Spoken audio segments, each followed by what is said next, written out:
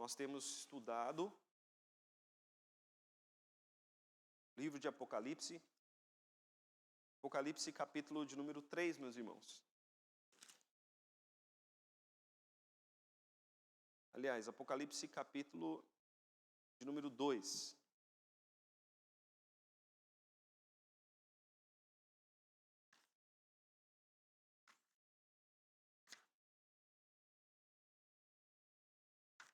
Apocalipse capítulo de número 2.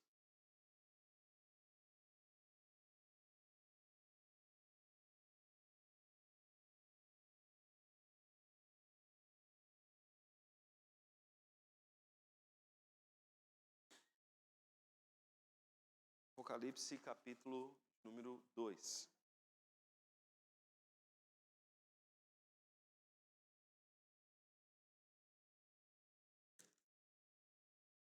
Meus irmãos, então para fixação, nós temos estudado o Apocalipse segundo a visão amilenista.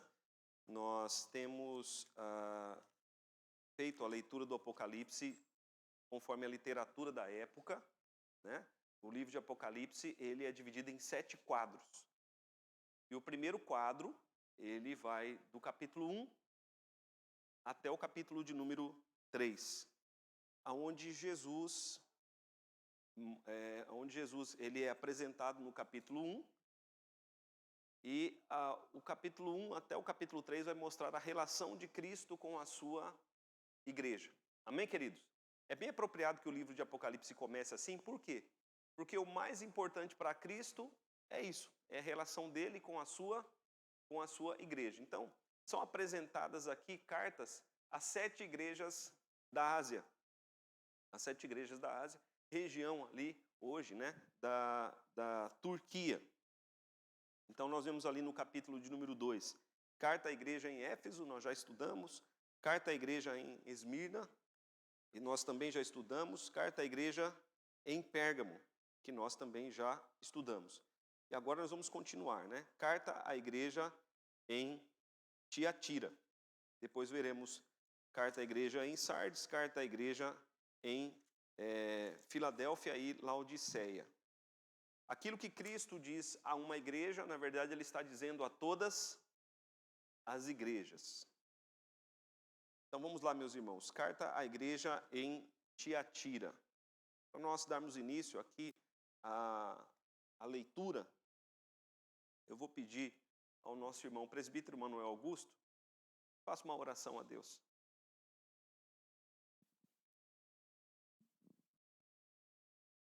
Deus amado, nós te agradecemos por esse momento, quando estamos reunidos aqui na tua casa para estudar, meditar a tua palavra.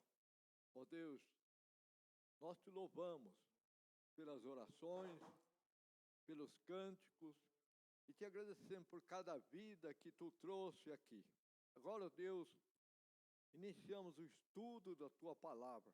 Teu Espírito esteja conduzindo cada um de nós para entender, ó Deus, a tua palavra, entender o teu recado. Teu Espírito esteja nos enchendo da tua presença, derramando sobre o pastor a unção do teu Espírito, para que possa falar em teu nome.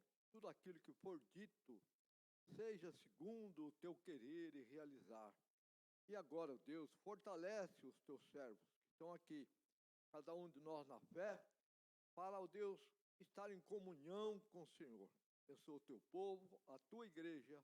Oramos e agradecemos, Pai amado, em nome de Jesus, para que seja assim. Amém. Amém. Meus irmãos, carta à igreja em Tiatira. Obrigado, Manuel. Carta à igreja em Tiatira. Querido, se alguém quiser fazer alguma pergunta, pode fazer pergunta, né? Preciso talvez de alguém que me ajude aqui com o microfone. Nosso irmão Auro vai estar nos auxiliando. Então vamos lá, carta à igreja em Tiatira. Ao anjo da igreja em Tiatira escreve. Verso 18, meus irmãos. Apocalipse capítulo 2, verso 18. Ao anjo da igreja em Tiatira escreve. Estas coisas diz o Filho de Deus, o que tem os olhos como chama de fogo e os pés semelhantes ao bronze polido. Então Jesus ele se apresenta aqui à igreja, né? Ele se apresenta aqui à igreja de Tiatira.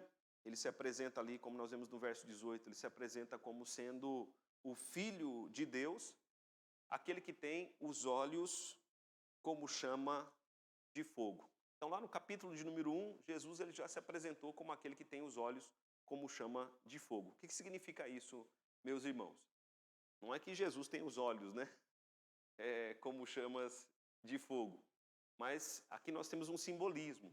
Ele vê todas as coisas e julga todas as coisas. Amém, meus irmãos? Então Jesus, ele está passeando, né, entre as igrejas, é isso que nós vimos ali no capítulo de número 1. Ele caminha entre as igrejas, ele caminha entre os 7 candeeiros de ouro e ele está vendo tudo. Seus olhos são como chamas de fogo. E ele está vendo tudo e ele está julgando todas as coisas também. Por quê? Porque os seus pés são semelhantes ao bronze polido. O que significa isso, né? Ter os pés semelhantes ao bronze polido. Significa que ele é aquele que estabelecerá o seu juízo e executará a sua justiça. Então ele está vendo todas as coisas, estabelecendo juízo e fará também a sua justiça. E interessante, meus irmãos, nós pensarmos que Cristo ele está falando com a sua igreja, né? Cristo está falando com a sua igreja. Esses primeiros capítulos aqui mostram a relação de Cristo com a sua igreja. Verso de número 19. Conheço as tuas obras, o teu amor, a tua fé, o teu serviço, a tua perseverança e as tuas últimas obras, mais numerosas do que as primeiras. Então esta igreja, né, a igreja de Tiatira, era uma igreja muito ativa na obra do Senhor. Nós vemos ali no verso de número 19, né, o Senhor Jesus dizendo, olha, eu conheço vocês, né, conheço essa igreja. É uma igreja de obras, é uma igreja que trabalha, é uma igreja que tem amor. Os irmãos se lembram do pecado da primeira igreja, a igreja de Éfeso? Era uma igreja que havia perdido o primeiro amor. Então essa igreja aqui, provavelmente, né, o que tudo indica, era uma igreja engajada na obra do evangelismo. Quando se fala aqui de obras, meus irmãos, e de amor, isso está ligado à pregação do evangelho. Então era uma igreja de amor, uma igreja de obras, né, de amor, uma igreja de fé, veja ali o verso de número 19, uma igreja de serviço, uma igreja perseverante. Havia perseguição ali naquela região e muitos em meio à perseguição deixavam de perseverar, mas esta igreja era uma igreja onde os crentes eles eram perseverantes. E olha só que interessante no final do verso de número 19. E as tuas últimas obras mais numerosas do que as primeiras. Ou seja, era uma igreja que estava em crescimento. Por quê? Porque havia começado em obras, mas na atualidade, quando esta carta foi entregue àquela igreja, ela estava crescendo em obras ainda mais. Porque Jesus diz, né? Conheço as tuas obras, mais numerosas do que as tuas últimas obras, mais numerosas do que as primeiras. Porém, verso de número 20. Tenho, porém, contra ti. Então há uma coisa que Jesus tem contra esta igreja, meus irmãos, e é algo que nós veremos, né, como algo terrível, que é uma mulher, a Jezabel, que estava agindo e atuando ali naquela igreja, trazendo grandes prejuízos espirituais. Veja o verso de número 20. Tenho, porém, contra ti o tolerares, que essa mulher, Jezabel, que a si mesma se declara profetiza, não somente ensine, mas ainda seduza os meus servos a praticarem a prostituição e a comerem coisas sacrificadas a ídolos.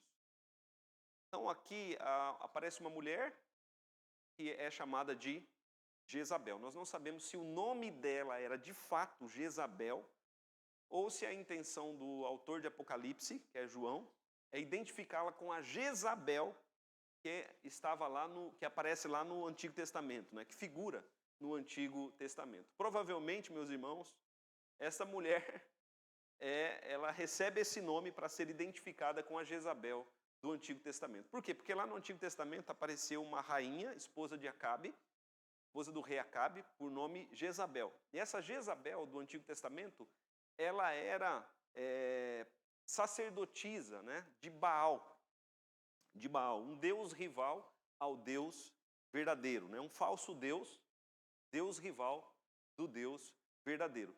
E o que a Jezabel do Antigo Testamento fazia? A Jezabel do Antigo Testamento, ela ensinava o povo de Deus a adorar Baal, ou seja, ela levava o povo de Deus a se prostituir com um falso Deus, que era o Deus Baal. E a Jezabel do Antigo Testamento também, ela perseguia os profetas de Deus, e ela matava até mesmo os profetas do Senhor. Então foi uma mulher terrível, que recebeu uma dura punição do Senhor. Tanto Jezabel, lá do Antigo Testamento, quanto os filhos dela foram mortos. E aqui aparece uma mulher dentro da igreja do Senhor, que é chamada de Jezabel. Veja ali o verso de número 20. Tenho, porém, contra ti o tolerares. Nós não sabemos porquê, mas essa igreja, a igreja de Tiatira, ela tolerava, ela permitia essa mulher atuar dentro da igreja. Aí os comentaristas, né, eles vão divergir entre o porquê a igreja tolerava que esta mulher atuasse ali dentro da igreja. Talvez porque era uma mulher muito importante na sociedade, talvez porque era uma mulher poderosa e a igreja temia enfrentá-la. Nós não sabemos, queridos. O fato é que a igreja tolerava. Então veja o verso 20. Tenho, porém, contra ti o tolerares, que essa mulher, Jezabel, que a si mesma se declara profetiza. Quando ele diz, né, que a si mesma se declara profetiza, que ele quer dizer que ela é uma falsa profetisa. Que a si mesma se declara profetiza, não somente ensine, mas ainda seduza os meus servos a praticarem a prostituição e a comerem coisas sacrificadas aos ídolos. Então nós sabemos, né, o contexto ali da época era o contexto do Império Romano. Havia os cultos pagãos, cultos ao imperador, e nesses cultos, o que acontecia? As pessoas comiam carnes sacrificadas, né, dedicadas aos ídolos, e havia também prostituição, né, havia orgia nesses cultos. Então, meus irmãos, nós vemos aqui crentes, e com esta Jezabel como líder, crentes que transitavam entre dois mundos, entre o mundo cristão e entre o mundo pagão. Crentes que adoravam o verdadeiro Deus, mas que também participavam das festas pagãs, onde eram servidas comidas sacrificadas aos ídolos, e participavam também das prostituições, né, das orgias que haviam naqueles cultos pagãos. E aqui o Senhor Jesus está se levantando contra isso, dizendo, olha, eu tenho isso contra vocês. Ok, queridos? Está claro? Alguma dúvida? Então veja ali o capítulo 2, o verso de número 2. Como a diferença, né, entre as igrejas. Olha a igreja de Éfeso. O que Deus diz para a igreja de Éfeso ali, capítulo 2, verso 2. Conheço as tuas obras, o teu labor e a tua perseverança. E veja só o que diz ali o capítulo 2, verso 2. A igreja de Éfeso. E que não pode suportar homens maus. E que puseste a prova os que a si mesmos se declaram apóstolos e não são, e os achaste mentirosos. Então a igreja de Éfeso era uma igreja firme. Se aparecesse ali algum falso profeta, não ia ter lugar naquela igreja, porque eles não suportavam homens maus. Já a igreja de Tiatira era uma igreja que estava tolerando esta mulher Jezabel no meio dela. Uma mulher que se dizia profetisa, mas que era uma mulher que estava não levando o povo de Deus para perto de Deus, mas levando o povo de Deus para longe dele.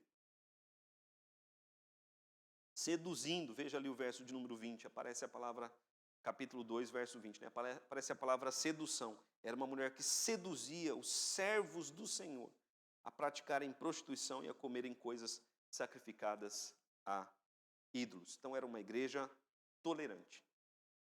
Verso de número 21, olha o que Deus diz ali no verso 21. Dei-lhe tempo a quem? A Jezabel. Dei-lhe tempo para que se arrependesse. Ela, todavia, não quer arrepender-se da sua prostituição. Então aqui esse verso está se referindo especificamente àquela mulher, Jezabel. Dei-lhe tempo para que se arrependesse. Ela, Jezabel, todavia não quer arrepender-se da sua prostituição. Verso 22. Eis que a prostro de cama. Ou seja, Deus estava, colocando alguma enfermidade sobre aquela mulher, uma enfermidade que a levaria à morte. Eis que a prostro de cama, bem como em grande tribulação os que com ela adulteram, caso não se arrependam das obras que ela incita. Então veja só, meus irmãos, aqui nós temos algo bem forte, porque Deus está dizendo o seguinte: olha, para ela não há mais esperança, eu já a prostrei de cama. Já passou para ela o tempo de arrependimento, mas ainda há tempo de arrependimento para aqueles que a seguem. Estou dando tempo para que eles se arrependam. Verso de número 23. Matarei os seus filhos. Os seus filhos são quem? Os seus seguidores, Matarei os seus filhos, seguidores dela. E todas as igrejas conhecerão que eu sou aquele que sonda mentes e corações, e vos darei a cada um segundo as vossas obras. Então veja, meus irmãos, aqui, olha o que ele diz no final do verso 23. Eu sou aquele, lembra que Jesus, como ele se apresentou à igreja? Como aquele que tem olhos, como chama de fogo, e os seus pés são como bronze polido, Então ele vê todas as coisas. Olha o que ele diz no verso 23. Eu sou aquele que sonda mentes e corações.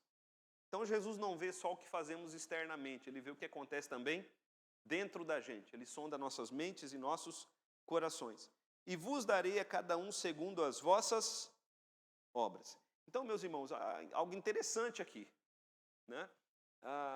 muitos cristãos vivem num liberalismo. E existem duas formas de liberalismo mais conhecidas, Existe o liberalismo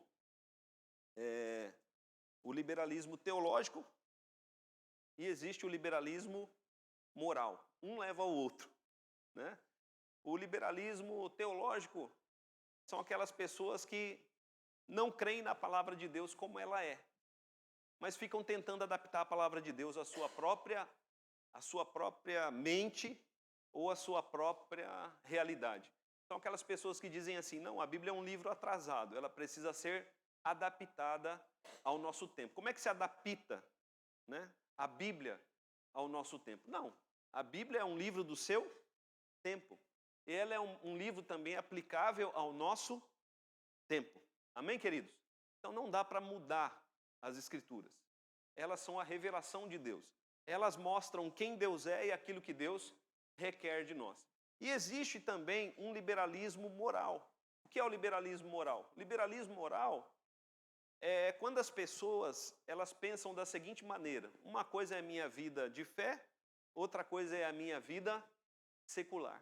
E essas pessoas, então, elas transitam entre dois mundos, entre o mundo cristão e entre o mundo pagão, entre o mundo secular. Quando, na verdade, a nossa vida deve ser uma unidade. Nós devemos ser cristãos na igreja, devemos ser cristãos fora da igreja. E se a igreja cumprir o seu papel de ser cristão o tempo todo, a igreja transformará a cultura e a sociedade. Mas, caso contrário, a sociedade e a cultura que vão entrar na igreja e vão transformar a igreja à sua maneira. Os irmãos estão compreendendo? Ou nós somos sal da terra, que salga e transforma a cultura, ou nós somos sal insípido, que para nada mais presta, senão para ser pisado pelos homens. É o que Jesus está dizendo aqui, essa igreja, a igreja de Tiatira. Vocês têm aí uma mulher, Jezabel. Vocês têm tolerado essa mulher. Não deveriam tolerar, mas têm tolerado. Ela tem seduzido muitas pessoas a viverem mundanamente, como os do mundo vivem. São pessoas que conhecem a palavra de Deus, mas que vivem mundanamente, comendo coisas sacrificadas aos ídolos e praticando a prostituição, como muitos crentes. Há crentes que vivem como qualquer outros do mundo vivem. Não há diferença nenhuma. Não há diferença nenhuma. Enquanto estão vivos, Deus está lhes dando tempo de arrependimento. Não é o que o Senhor diz aqui? Dê-lhes tempo para que se... Primeiro Deus deu tempo a Jezabel, né, para que se arrependesse. Ela, todavia, não quer se arrepender. Deus está dizendo, estou dando tempo ainda para que os filhos dela, seus seguidores, se arrependam. Caso não haja arrependimento, meus irmãos, né,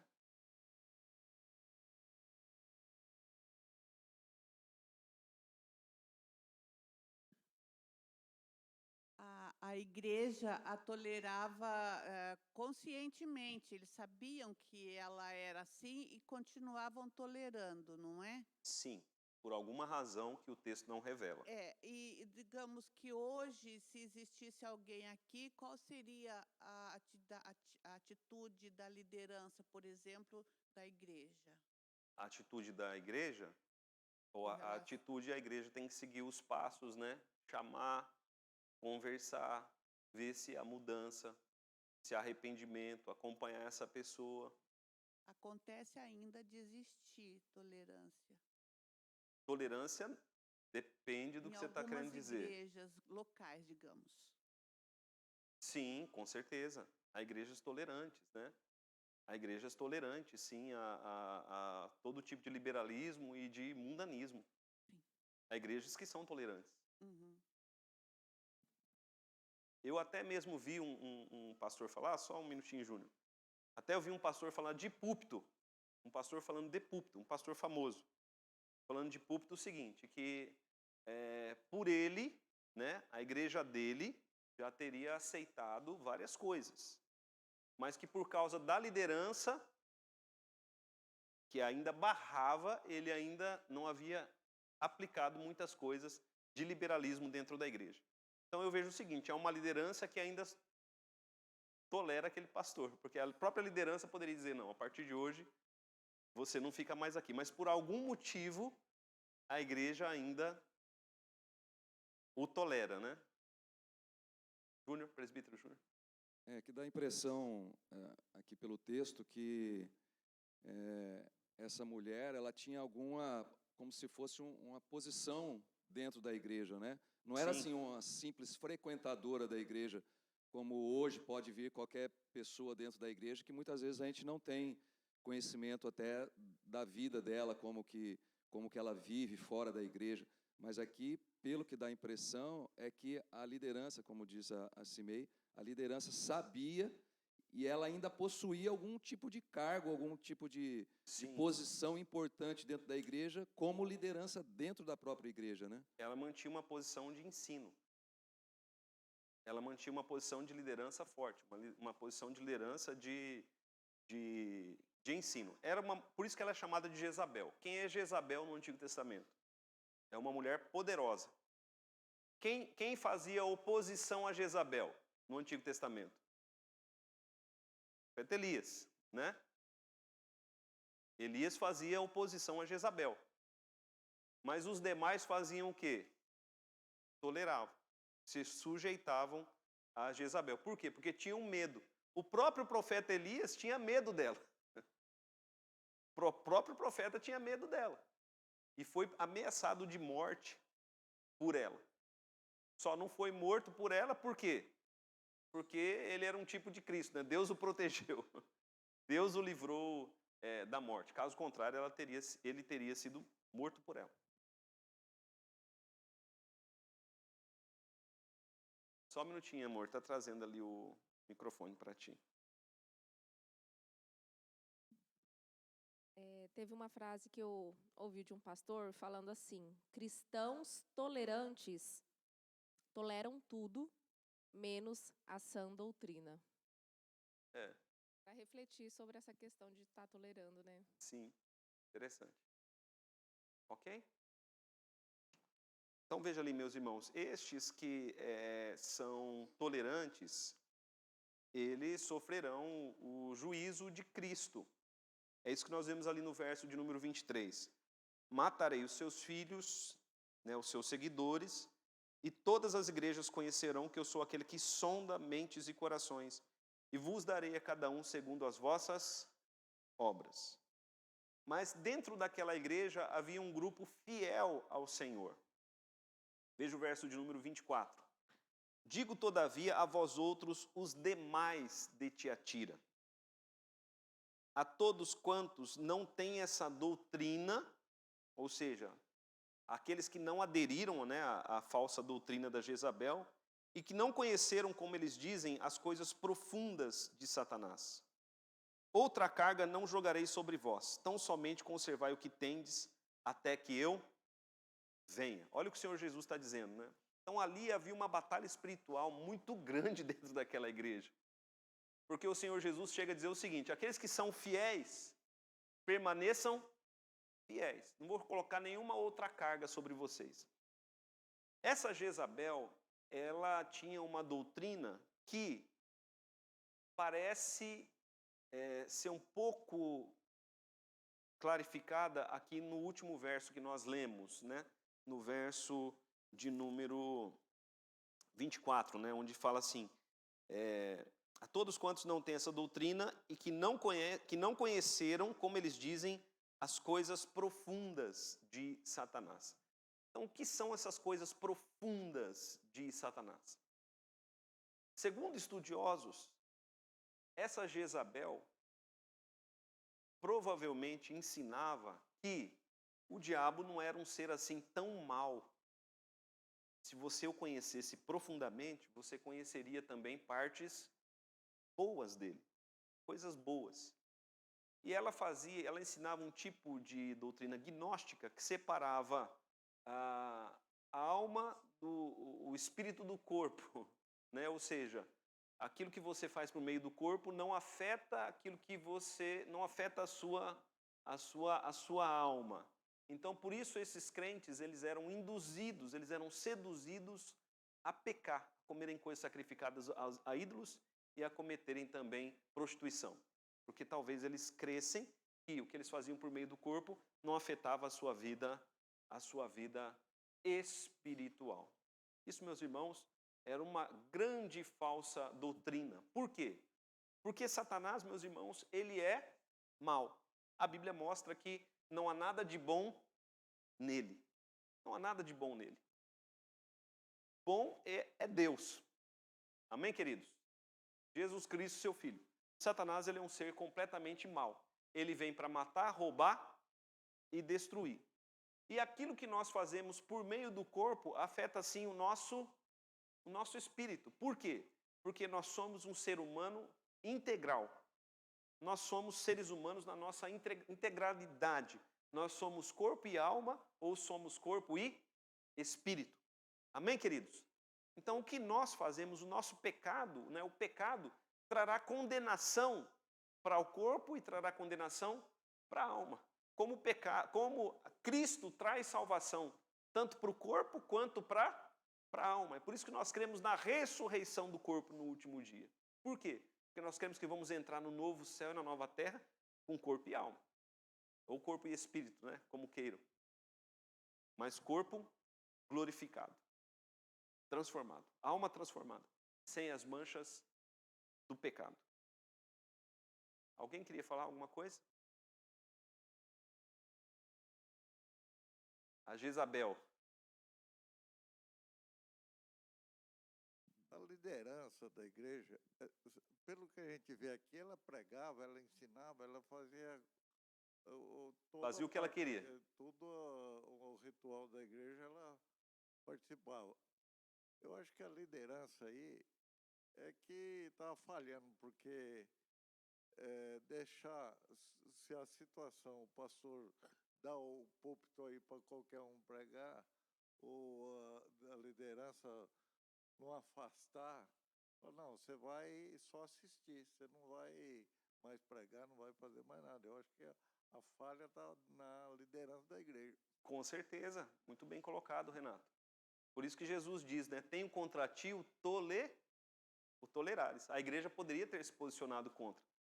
Não importa o quanto aquela mulher fosse poderosa. A igreja poderia ter se posicionado contra. Na verdade, a igreja deveria ser Elias, né? Ali. Assim como Elias se posicionou contra Jezabel no Antigo Testamento, a igreja deveria ter se posicionado também contra ela.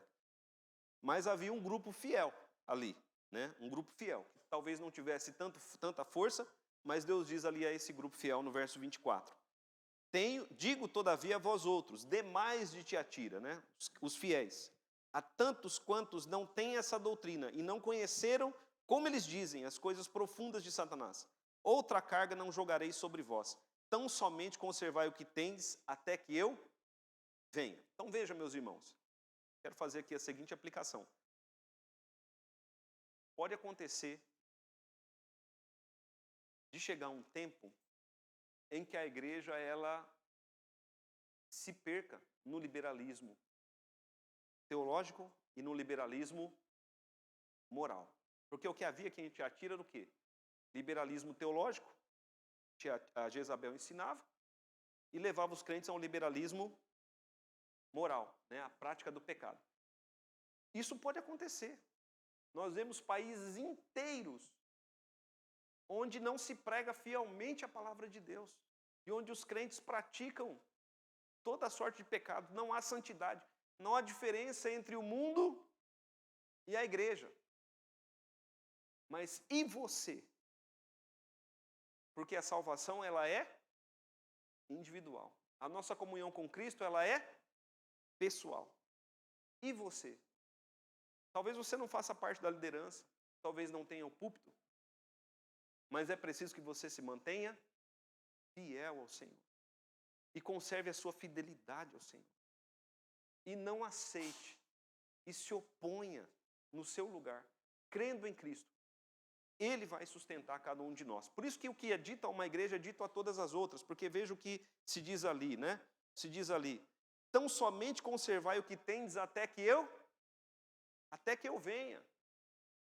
Então há crentes que vivem no meio do liberalismo teológico e moral, às vezes não tem forças para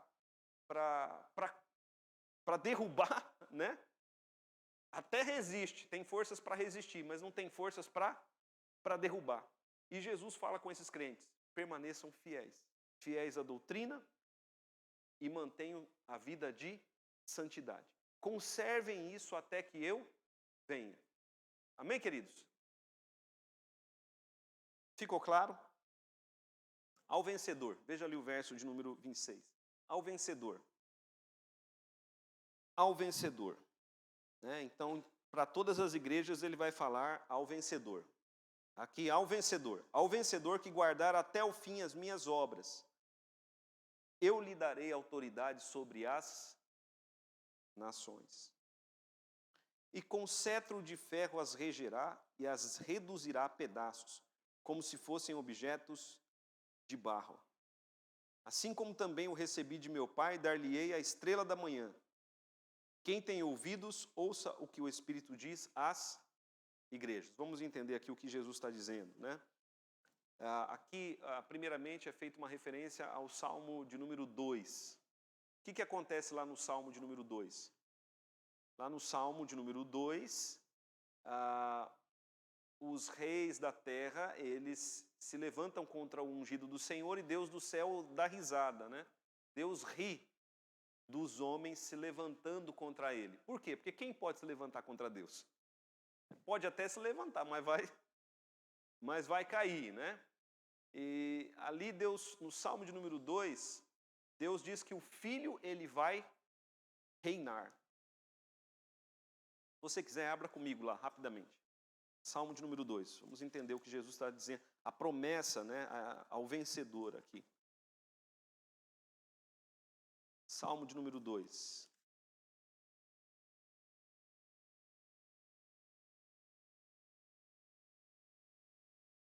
Salmo de número 2. Lerei aqui rapidamente. Salmo de número 2. Por que se enfurecem os gentios e os povos imaginam coisas vãs? Os reis se levantam, os príncipes conspiram contra o Senhor e contra o seu ungido, né? O ungido do Senhor, a palavra ungido, no Novo Testamento nós vemos claramente, né? É o Messias, é Jesus. Então, os príncipes conspiram contra Deus e contra Jesus, dizendo: rompamos os seus laços, sacudamos de nós as suas. O que os homens estão clamando aqui é por autonomia. É por autonomia. Eles estão dizendo o seguinte: não queremos o governo de Deus sobre nós. Rompamos os seus laços, sacudamos de nós as suas algemas. Quero fazer o que eu quero, não quero fazer o que Deus quer. Verso 4. Ri-se aquele que habita nos céus, o Senhor zomba deles. Na sua ira a seu tempo lhes há de falar, e no seu furor os confundirá. Eu, porém, constituí o meu rei sobre o meu santo monte Sião. Proclamarei o decreto do Senhor. Ele me disse: tu és meu filho, eu hoje te gerei. Palavras aqui que são aplicadas à ressurreição de Cristo, né? Quando Jesus ele ressuscita dos mortos: tu és meu filho, eu hoje te gerei. Pede-me, e te darei as nações por herança, as extremidades da terra por tua possessão. Com vara de ferro as regerás e as despedaçarás como um vaso de oleiro. Vai lá para o capítulo de número 2 de Apocalipse. A promessa ao vencedor. O vencedor que guardar até o fim as minhas obras, eu lhe darei autoridade sobre as nações. E com cetro de ferro as regerá, e as reduzirá a pedaços, como se fossem objetos de barro. A promessa aqui é a seguinte, meus irmãos. Lá no Salmo 2, Jesus diz que o Cristo vai reinar. Queiram os homens ou não queiram, o Cristo vai reinar. Mesmo que todas as nações se agrupem e digam: ele não reinará sobre nós, Deus diz: ele reinará. E Deus até ri dos homens, porque ninguém pode impedir o decreto de Deus de se cumprir. E o que Jesus está dizendo aqui? Que o vencedor vai reinar com ele. Jesus está dizendo: não temam Jezabel, nem seus seguidores. Eles vão passar. Eu reino eternamente. E o vencedor vai participar do meu reino. Todas as nações, no final, se submeterão a Cristo. Todo joelho se dobrará e toda língua confessará que Ele é Senhor. Então, meus irmãos, para participarmos do reino, nós temos que o quê? Sermos fiéis à doutrina, vivermos uma vida de santidade moral, né? Crendo em Cristo. Verso 28. O verso 28 é bem interessante. Assim como também eu recebi de meu Pai, dar-lhe-ei a estrela da manhã. Quem tem ouvidos, ouça o que o Espírito diz às igrejas. Olha só. Assim como também eu recebi de meu Pai, dar-lhe-ei a estrela da manhã. Já levantou bem cedinho, assim, olhou e viu lá uma estrelinha. É o planeta Vênus. É a estrela da manhã. O planeta Vênus é a estrela da manhã. É a estrela que brilha todas as manhãs. Qual o significado disso? O significado é: Jesus foi perseguido, foi morto, crucificado, mas ao terceiro dia ele, quando, meus irmãos? Bem de manhã. Amanheceu um novo dia. Veio um novo dia. E nós celebramos esse novo dia sempre aos domingos, porque ele ressuscitou num domingo. Agora veja, o que significa a estrela da manhã? Virá um novo dia. O próprio Jesus é a estrela da manhã. Virá um novo tempo. Amém, queridos? Esse tempo, esse mundo vai passar. Mas o Senhor tem preparado para nós estrela da manhã. Novo céu e nova terra, onde habita a justiça. Então o vencedor vai reinar com Cristo. O vencedor receberá a estrela da manhã. Entrará no novo céu e na nova terra, com Cristo. Quem tem ouvidos, ouça o que o Espírito diz às igrejas. Meus irmãos, é tão difícil lutar contra o liberalismo teológico e contra o liberalismo moral. É tão difícil lutar contra a Jezabel. Por quê? Porque o liberalismo teológico, ele fala aquilo que as pessoas querem ouvir. Uma coisa que o liberalismo teológico, por exemplo, diz é que não tem inferno. Todo mundo vai para o céu. No final, todo mundo vai para o céu. Isso é uma coisa que, nossa, agrada a todo mundo. Só que quando nós olhamos para a palavra de Deus, a Bíblia fala que tem o céu e que tem o inferno. E aí? Nós vamos anular a parte que a Bíblia fala sobre o inferno? Uma coisa que o liberalismo teológico diz é: todos os caminhos levam a Deus. E isso agrada a todo mundo. Se você estiver numa roda, não. O importante é você estar, né, você buscar a Deus, não importa aonde. Porque todos os caminhos levam a Deus. Só que a Bíblia não diz isso. A Bíblia diz o quê? Jesus. Eu sou o caminho, a verdade. Ninguém vem ao Pai. Olha o que Jesus fala. Ninguém vem ao Pai senão por mim. E o próprio Jesus aqui está dizendo: eu tenho olhos como chama de fogo.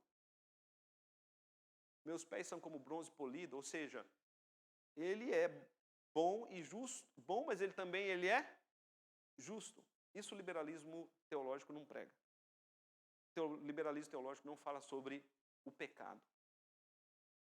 Ele crê num Deus imanente, transcendente por vezes, e não num Deus imanente. Ele dá autonomia humana. O liberalismo moral segue-se ao liberalismo teológico. O ser humano, ele é autônomo. Só que olhando para as Escrituras, se alguém crê que Jesus ele é Senhor, ouça aquilo que eu vou te dizer. Se você crê que Jesus é Senhor, então você não tem autonomia. Porque Jesus é seu Senhor. Se você é servo de Cristo, você não faz mais a sua vontade. Você faz a vontade daquele que o arregimentou. Você faz a vontade de Jesus, o seu Senhor. Então o cristianismo, ele prega a palavra o verdadeiro cristianismo prega a palavra de Deus fielmente e prega contra a autonomia humana, pregando que Jesus ele é Senhor. Ficou claro, queridos? Mas se você crê em Jesus, se você se manter firme, perseverar, e o Espírito Santo é que nos faz perseverar, o vencedor reinará com Cristo. O vencedor receberá a estrela da manhã. Carta à igreja em Sardes. Deixa eu ver aqui meu relógio. Carta à igreja em Sardes.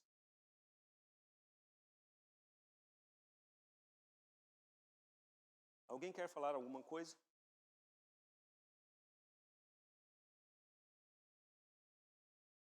Carta à igreja em Sardes. Meus irmãos, em Sardes tem 3 grupos de pessoas. Tem pessoas mortas, pessoas semi-mortas e pessoas vivas. Aqui em Sardes, nessa igreja de Sardes, Jesus diz que tem esses três grupos de crentes. Vocês ouviram bem? Mortos, semi-mortos e vivos. Vamos entender. Capítulo de número 3, verso 1. Ao anjo da igreja em Sardes escreve: Estas coisas diz aquele que tem os 7 Espíritos de Deus e as 7 estrelas. Então é muito importante nós nos atentarmos a como Cristo se apresenta à igreja. E aqui Jesus se apresenta à igreja como aquele que tem os 7 Espíritos. Nós já vimos no estudo do capítulo 1. Os 7 Espíritos de Deus representam o quê? O Espírito Santo. O Espírito Santo. Então Jesus é aquele que tem o Espírito Santo. Ele é aquele que dá o Espírito Santo para a igreja. O Espírito Santo, ele, entre outras coisas, né? Entre outras coisas, porque são muitas coisas que o Espírito Santo faz pela igreja, entre outras coisas, o Espírito Santo ele traz a regeneração, ele traz a vida e ele traz também santidade para a igreja. Amém, queridos? Ele faz muito mais. Você lê 1 Coríntios capítulo 12, você vai ver que ele traz traz dons, traz harmonia. Jesus vai falar que ele nos guia a toda a verdade, mas pense especialmente nisso. O Espírito Santo é aquele que traz vida. Não tem vida sem o Espírito Santo de Deus. Sem o Espírito Santo de Deus, a Bíblia diz que o homem ele está morto em delitos e pecados. O Espírito Santo ele traz vida. Vida espiritual. Porque alguém pode dizer, sei que tem pessoas aqui, né, que estão ouvindo a palavra, começando a ouvir a palavra agora. Então, a Bíblia mostra que o ser humano, fisicamente, ele está vivo. Mas, espiritualmente, ele precisa viver. E quem dá essa vida espiritual é o Espírito Santo. Então, veja ali, Jesus diz, né? Essas coisas diz aquele que tem os 7 Espíritos de Deus e as 7 estrelas. Conheço as tuas obras, que tens nome de que vives e estás morto. Olha só, né? Era uma igreja conhecida. Uma igreja que tinha nome de quem? Vive. Quem olhava para aquela igreja é uma igreja viva. Mas quando Jesus olha para aquela igreja, Jesus vê ali uma igreja morta. Então tem muita igreja cheia de gente morta. Vou dar um exemplo aqui. Quando a gente olha para Amós. Vocês já leram o livro de Amós? É interessantíssimo. Livro de Amós. Interessantíssimo. Veja comigo lá, Amós.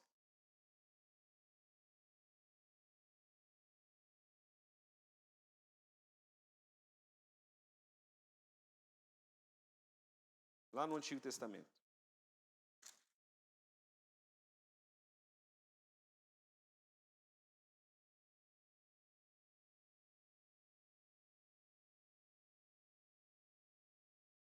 Amós, capítulo de número 5.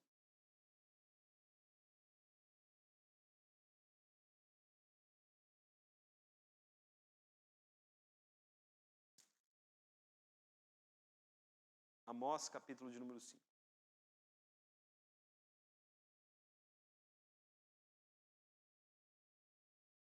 Amós, capítulo de número 5. O que vai mostrar em Amós? Só dar uma palhinha. No tempo de Amós, meus irmãos, o povo ali, né? Eu ia falar igreja, mas não tinha igreja lá naquele tempo, né? O povo ali era um povo que vivia, sabe, em prosperidade. Prosperidade. Era um povo que se reunia para louvar a Deus. Os cultos eram, assim, grandes festas, grandes celebrações. Já imaginou viver um tempo assim? Você olha para as pessoas, né? Tá todo mundo bem, todo mundo prosperando, todo mundo, falo prosperando financeiramente, né? Pessoas ali prosperavam financeiramente. Aí você vem para a igreja lotada, né? Parece que o quê? Parece que Deus está agindo, não é? Deus fala o seguinte, olha, não estou com vocês. Vocês estão mortos. Porque toda a prosperidade não tem sido bênção para transformar. E Deus fala, eu não aceito esses cultos. Veja aí, Amós capítulo 5, Deus diz assim. Veja o capítulo 4, verso 1. Capítulo 4 de Amós, verso 1. Deus diz assim, ouvi estas palavras, vacas de Bazã. Deus está falando com as mulheres aqui, viu? As mulheres eram naquele tempo, naquela cultura, eram comparadas, quando o homem queria fazer um elogio, ele às vezes comparava a animais, né? A belos animais. As vacas de Bazã eram lindas. Ouvi essas palavras, vacas de Bazã, que estáis no meio de Samaria. Oprimis os pobres, esmagais o necessitado, e dizeis ao vosso marido, dá cá e bebamos. Jurou o Senhor Deus pela sua santidade, que dias estão para vir sobre vós, em que vos levarão com anzóis, e as vossas restantes com fisga de pesca. Deus está dizendo assim para as mulheres, olha, vocês estão tão bonitas, tão bem arrumadas, mas no coração vocês são más. A opressão, a maldade. Deus diz ali no verso capítulo de número 5, verso de número 4. Assim diz o Senhor à casa de Israel: buscai-me e vivei. Agora veja ali o capítulo de número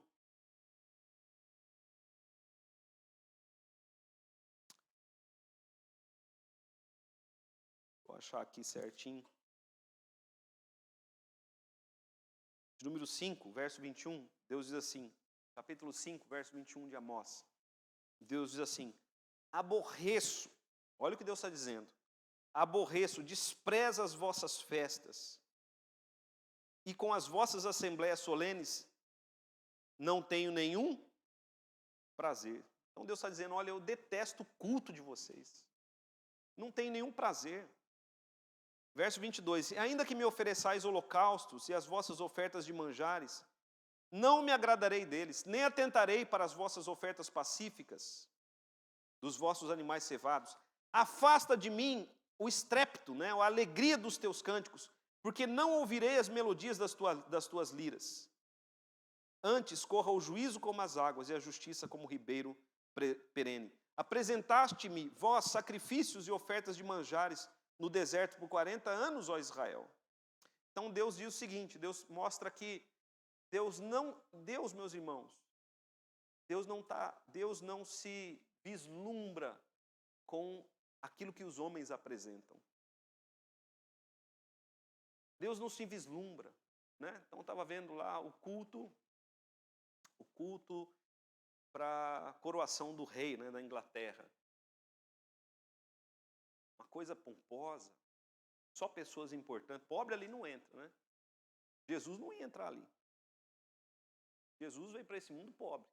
Não ia entrar naquela festa ali, não. Ouro para todo lado. O rei saiu numa carruagem de ouro. As pessoas ficam maravilhadas. Deus não está nem aí para isso, meus irmãos. Deus é o dono de todo o ouro, Ele é o dono do universo. Tem gente que tem nome de que vive, mas está morto. Deus vê, sim, a nossa fé em Cristo, a nossa vida em Cristo, que o amamos sobre todas as coisas, que amamos o próximo como a nós mesmos. E aí sim Deus aceita o nosso culto. Caso contrário, não. Eu vou encerrar, passar a palavra para os superintendentes. Vamos orar, queridos. Feche os seus olhos. Semana que vem nós continuamos. Feche os seus olhos. Coloque seu coração diante do Pai.